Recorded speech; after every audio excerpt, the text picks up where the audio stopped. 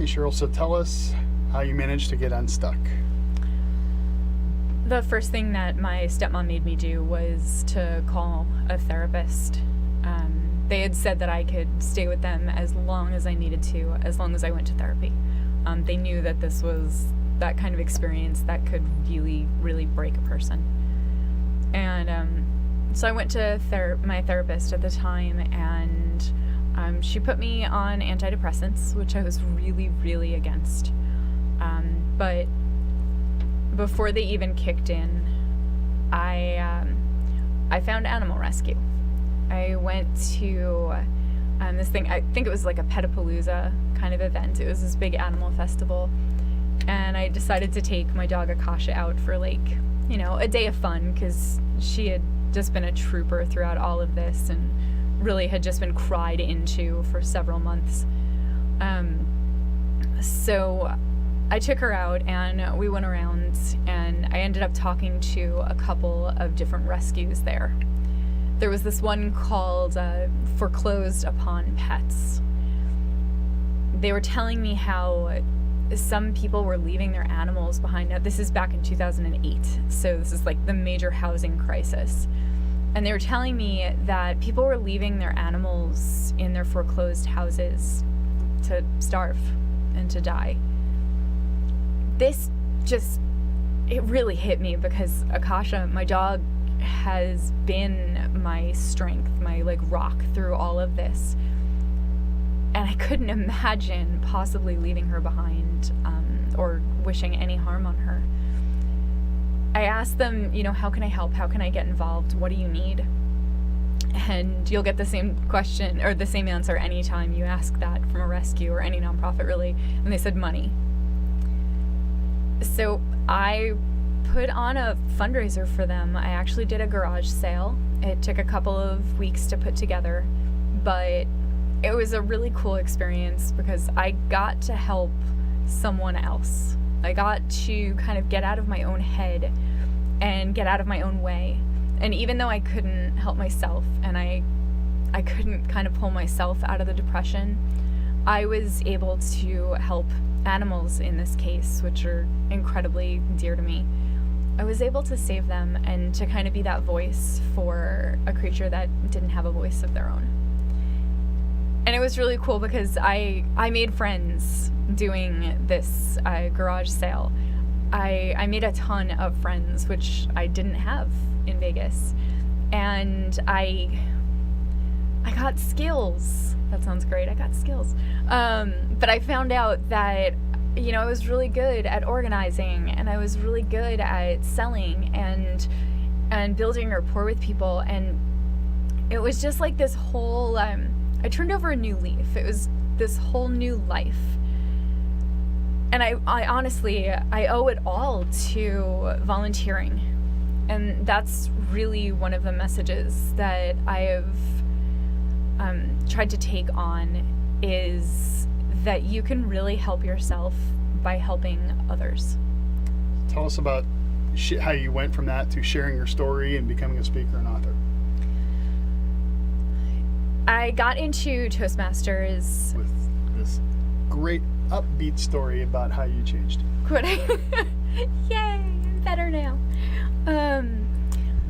So a couple of years after being out here in Vegas, I decided to tackle one of my biggest fears, which has always been public speaking. I joined Toastmasters and learned, the skill and got confidence that I never had before. But then I had to do, it's called a high performance leadership project. And you can do absolutely anything as long as it's legal, ethical, and that's pretty much the only stipulations. My friend that I'd met through rescue, Kelly, her dog Pele had just passed away a few weeks before that. And he was a service dog, and he was that dog that he just touches your life, the moment you meet him. So I decided that I wanted to do something to honor him. And I ended up putting on this amazing event called Paw It Forward. and we raised $5,000 for this new rescue that had just popped up called Hearts Alive Village. The founder of that, Christy Stevens, she's like a sister to me now. She told me after the event was over, you know, my parents and I recognize what you can do and how passionate and how skilled you are. And we're reorganizing our company so that we can hire you. This was just like a ray of sunshine because I was in just a dead-end job. So I went and I started to work for them. But this is not going to come out good. Yeah. Let's just cut to you started sharing your story and speaking. After being in Toastmasters for many years, I realized that I'm not going to say I've gotten over my fear because it's still really scary, but I realized how powerful it is to be able to share your message with other people. And I decided I wanted to do it professionally. I've always... I lost it. Okay, let's skip to telling us about your involvement with Unstuck. Okay. How did you get there? What's your experience been like? When I decided that I wanted to be a professional speaker, I joined the National Speakers Association's Speakers Academy, and I met my now good friend and awesome Unstuck partner, John Polish. And he invited me to speak at this conference, and he said, I want to help people get unstuck from their circumstances. And I was like, wow, I've done that. I can help people. I can take the mistakes that I've made and the experiences that I've had, and I can make it easier for someone else to go through them and to get through them. Speaking at Unstuck has given me the opportunity to share that story. And there is nothing more powerful and more satisfying than having people come up to me after I speak and telling me that I touched their hearts, that I said exactly what they needed to hear to get through their experience and whatever issues or the trauma they were dealing with at the time. It's been absolutely amazing, and I can't wait to help even more people. Tell us about some of the interactions between just the speakers themselves and like what we've gained from that. The really cool thing about these conferences is that even though we're all experts and we've all been through it, we always learn something from everybody else that speaks at these conferences. And one that sticks out in my head, his name is Dustin Shilcox, and he was in a car accident very similar to the one that I was in about 1.5 years ago. And I was literally moved to tears listening to him tell his story because he wasn't wearing a seatbelt. I was, thank God.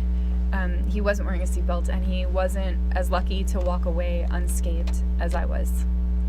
So seeing what he's been through, one, it made me grateful for what I had experienced, and two, I was also grateful for everything he's done since then, how he's turned his pain and his issues into a way to help others by starting a foundation.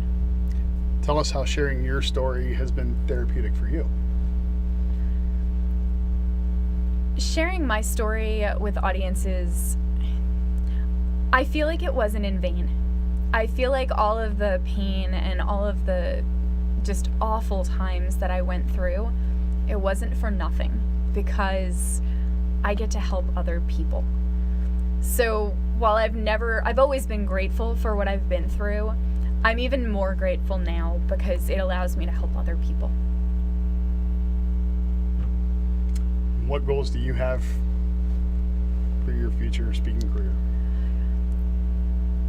My future goals are just to help as many people as I can. I want to spread that message of helping others and being able to carefully articulate your story and to spread that message, whatever your message is, and we all have one, to be able to share that with your audience and maybe help the next person. Very good. Is that all right? That's good. Thank you, Cheryl.